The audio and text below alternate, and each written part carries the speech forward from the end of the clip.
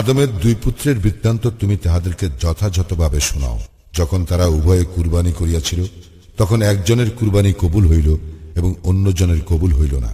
সে বলিল, আমি তোমাকে হত্যা করিবই। অপরজন বলিল, অবশ্যই আল্লাহ মুত্তাকীদের কুরবানি কবুল করেন। আমাকে হত্যা করার জন্য তুমি হাত তুলিল, তোমাকে হত্যা করার জন্য আমি হাত তুলিব না। আমি তো জগৎ সমূহের প্রতিপালক আল্লাহকে ভয় করি। তুমি আমার ও তোমার পাপের ভার বহন করো এবং দোজকবাসী হও, ইহাই আমি চাই এবং ইহা জালিমদের কর্মফল। অতঃপর তাহার চিত্ত ভাতৃহত্যায় তাহাকে উত্তেজিত করিল, ফলে সে তাহাকে হত্যা করিল। তাই সে ক্ষতিগ্রস্তদের অন্তর্ভুক্ত হইল। অতঃপর আল্লাহ একটি কাক পাঠাইলেন, যে তাহার ভ্রাতার শব্দ কিভাবে গোপন করা যায় তাহা দেখাইবার জন্য মাটি খনন করিতে লাগিল।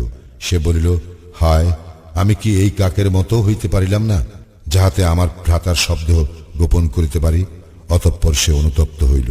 এই কারণেই বনী ইসরায়েলের প্রতি বিধান দিলাম যে নর হত্যা অথবা দুনিয়ায় ধ্বংসাত্মক কাজ করা হেতু ব্যতীত কেহ কাহাকে হত্যা করিলে সে যেন দুনিয়ার সকল মানুষকে হত্যা করিল, আর কেহ কাহারও প্রাণ রক্ষা করিলে সে যেন সকল মানুষের প্রাণ রক্ষা করিল। তাহাদের নিকট তো আমার রাসূলগণ স্পষ্ট প্রমাণ আনিয়াছিল, কিন্তু ইহার পরও তাহাদের অনেকে দুনিয়ায় সীমালঙ্ঘনকারী রহিয়া গেল।